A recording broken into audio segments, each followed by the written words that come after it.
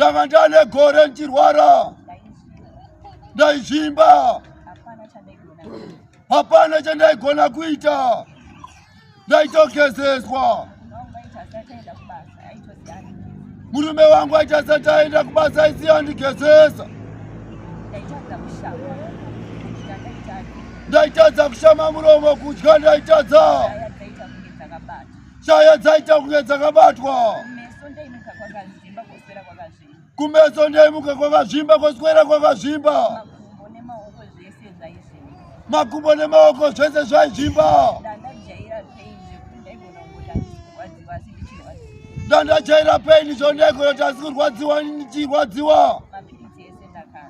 Mapiritsi ose ndakanwa. Kwese takaenda.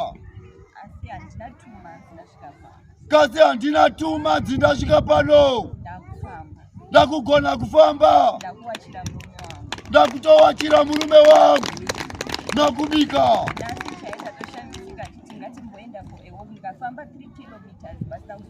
Nasi ndashamisika chaende for a walk ndafamba 3 kilometers ndisina kuzorora. Zvose zvindasingagone kuzviita.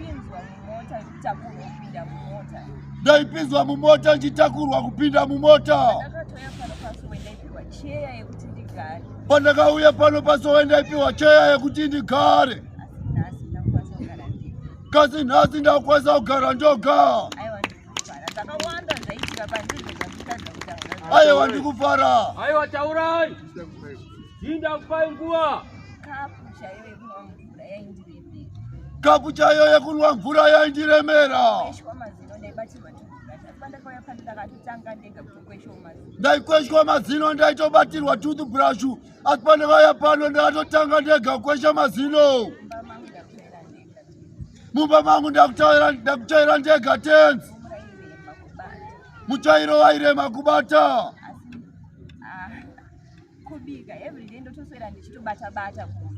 Kasi ndagona kubika everyday ndoswera ndichibata kumba.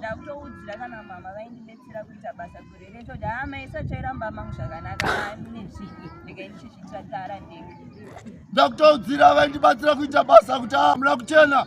Ndakutozviitira basa ndoga. Ndoda kutenda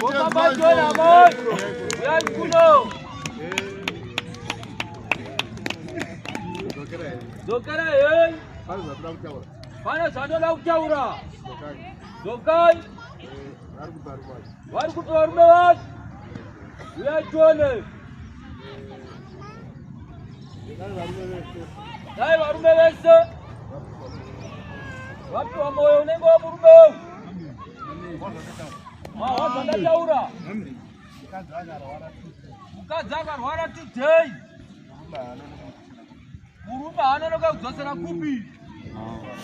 Kuwapere. Asi uyo akandishamisa. Achisumudza mukadzi wake. Panoda kugezeswa, panoda kudii. Achiita. Akandishamisa. Nerudoro. Dai varume vakawanda. Vaita moyo sauyo. Zvaibatsira sai chaiva chikomborero.